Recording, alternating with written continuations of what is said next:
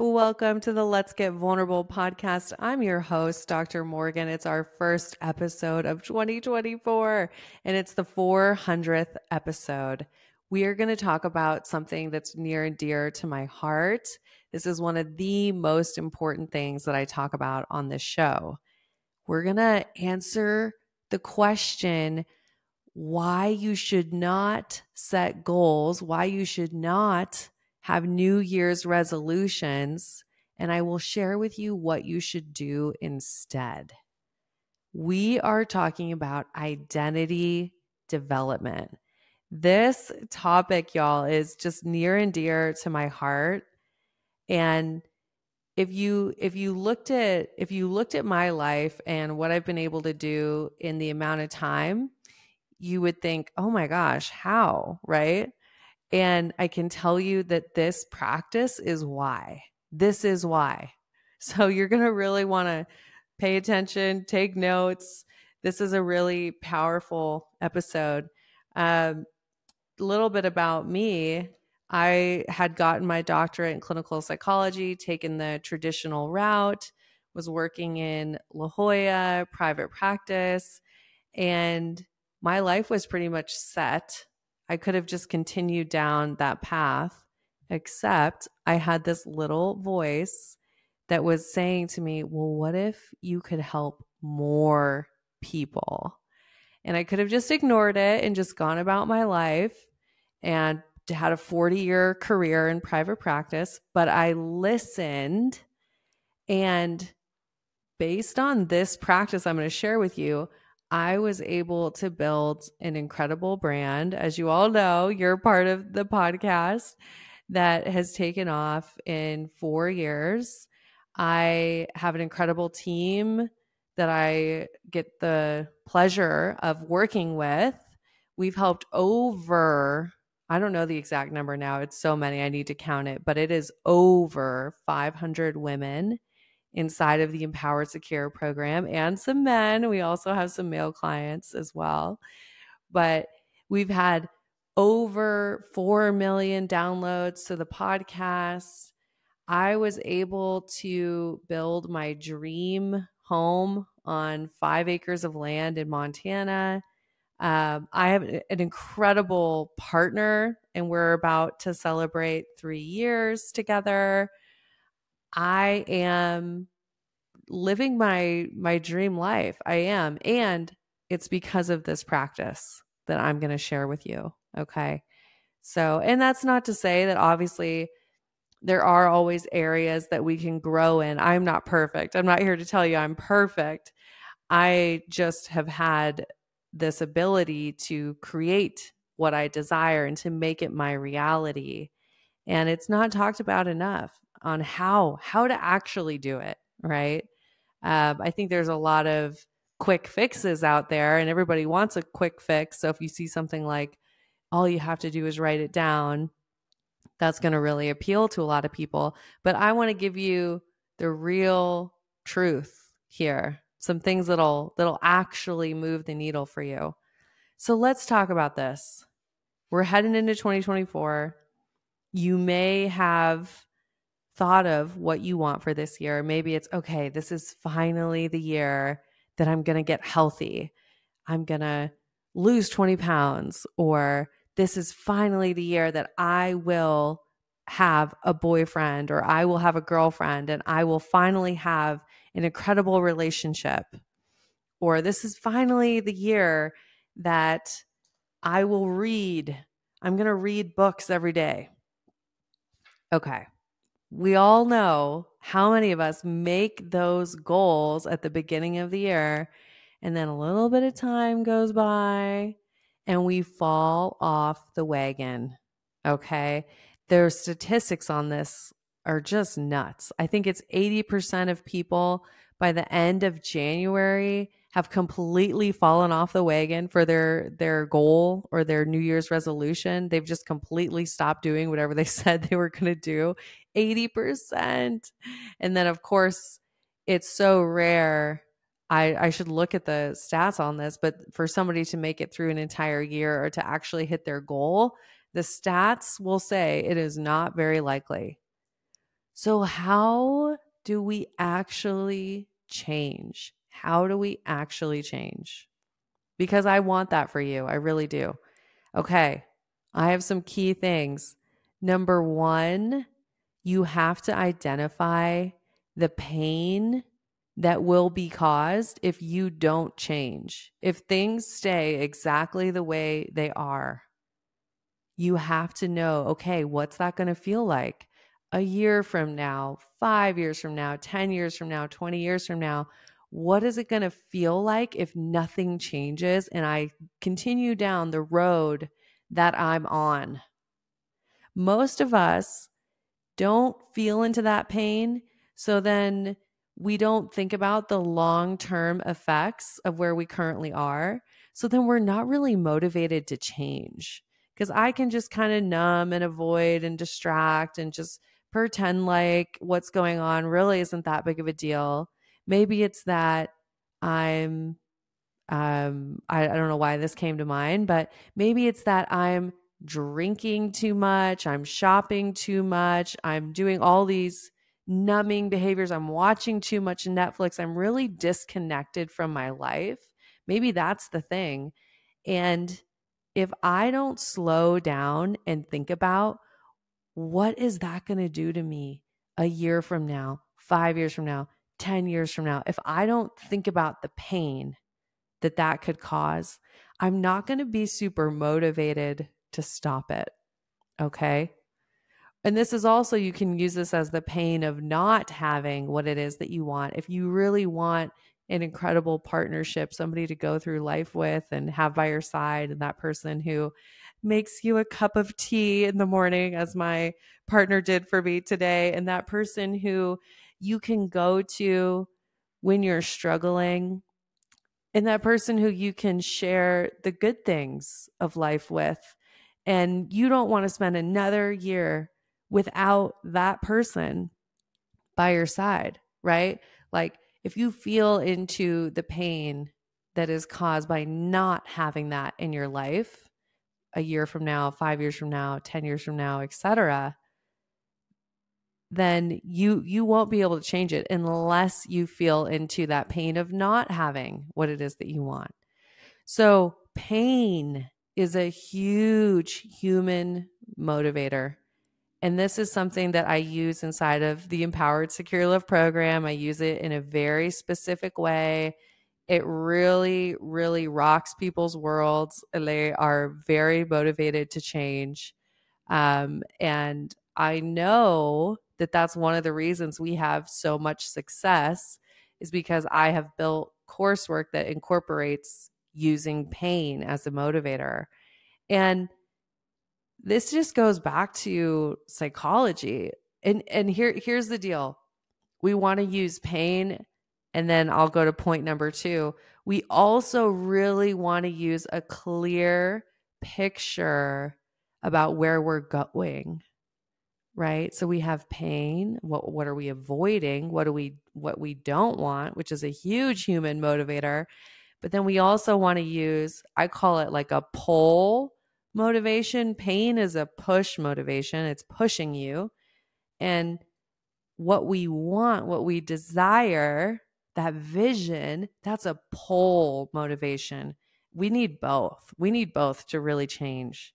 So this is why one of my tips for you into 2024 is to make a vision board. Get clear. What do you want? What are you creating? I wish I had grabbed mine, because those of you on YouTube, you could see what my vision board looks like. I'm looking at it. I literally have it in front of my recording area. I have my vision board up here. And one of the things I love is I have a mix of words, really powerful words, quotes, ways of being. I'll read you some of them, okay? Main character energy. Think different. Relentless. Train. Be stronger than you were yesterday. Joy. One of my quotes is, how can I appreciate who I am even more right now? That's one of my questions. I also, on my vision board, I have a piece of client feedback. Someone messaged me this in my DMs. It says, "You are so bright, bright in many ways. Keep lighting up everyone's lives. Keep up the good work. I love you." What a beautiful message. Someone sent that to me. And then another quote, "The universe responds not to what we want, it responds to who we are being." Spoiler alert, we're going to talk a lot about that quote today in this episode. But you get the idea. A vision board. Create something that when you look at it, it connects you to what you want for your life. Our brains are really powerful. We need imagery. We need imagery. I also have pictures of my house. Before it existed, I had pictures that oddly enough look exactly what it looks like now. It's kind of creepy. I have pictures of travel. I have pictures of my nieces and nephew and my family on my vision board because family time is so important to me. Make a visual representation of what you want in your life. You owe it to yourself to sit down and do that, and then to put it in a place where you look at it frequently. Some of you make it and then you put it in your closet and you never look at it all year. I want to challenge you, if you're going to make it, put it where you can see it. Put it out, okay? You got to be able to see it on a daily basis. It doesn't work if it's in your closet. All right. So we had our pain motivation, get clear on the pain. We have our pull motivation or our vision. We're going to get really clear on the vision that we want. And one of the ways we can do that is making a vision board. The other thing I would encourage you to do is to take an inventory of 2023. So I want you to answer 2 questions in this inventory. Number 1, what is it that you need to let go of? This is something you need to stop doing. Maybe it's a person who you know is toxic for you. You need to let them out of your life. You need to show them the door with love and kindness and set boundaries. You know they're draining your energy. They're not meant to go with you into the next chapter. So this could be a person, something you need to stop doing. Maybe you know you need to stop watching 3 hours of TV every night, or you need to stop hitting your snooze button.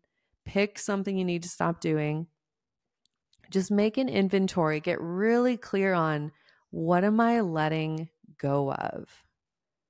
If we want new in our life, if we want to step into that next level identity, become the version of ourselves that we know we can be, that we know is within us, we have to let go of what's not serving us.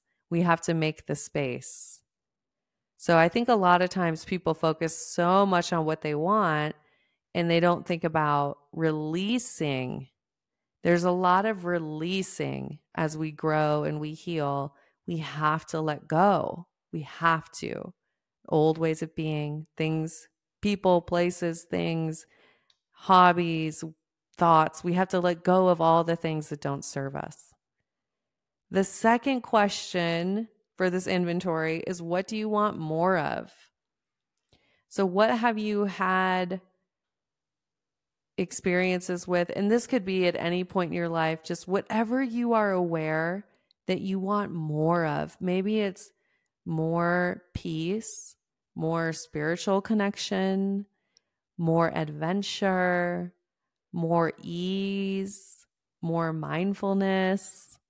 What do you want more of? More time with friends, more 8 p.m. bedtime, whatever it is. I want you to get clear on, what do you want more of in 2024?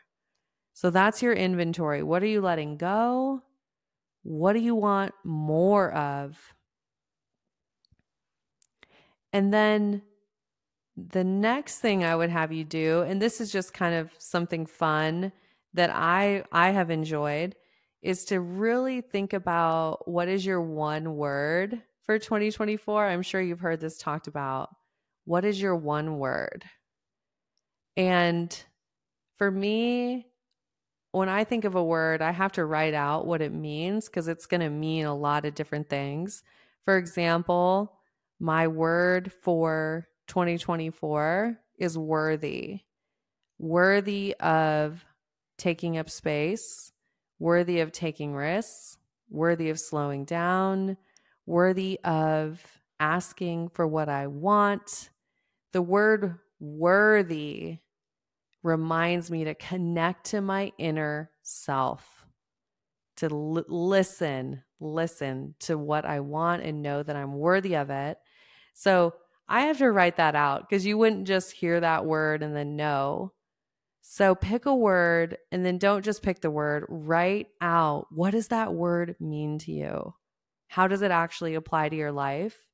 And then I like to have a reminder of that word, whether it's a sticky note or I'm going to write it on my mirror. You guys know I love my liquid markers, the markers that can be washed off, and I will write on all my mirrors. I'll write on my windows, right? You want a reminder of the word, and then just you want to be able to come back to it when you need it. In the moments that you need it, you want to be able to come back to it.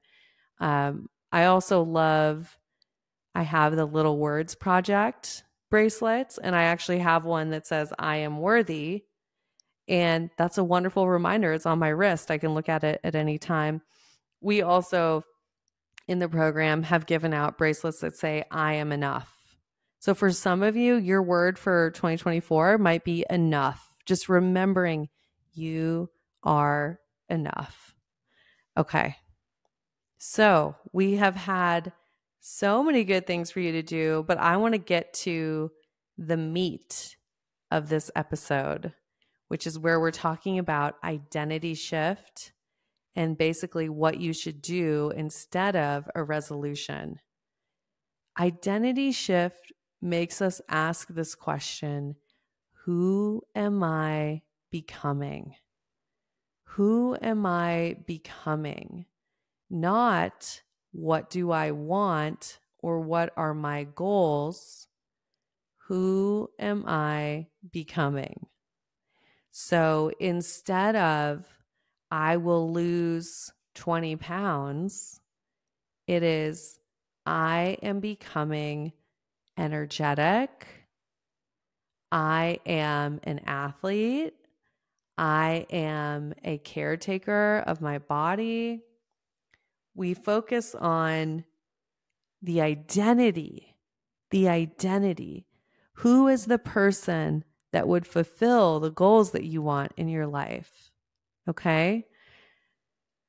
So we can do this for any goal that we have. And what I want you to do for this practice is just pick 3 to 5 identity shifts that would represent the goal that you want. So if my goal is to attract a healthy relationship and I want an incredible partner and this is the year, then I need to frame that as an identity shift. And I say, I am an incredible, securely attached partner. I effortlessly attract the love I desire. Notice how that's an identity shift. I am an incredible, securely attached partner.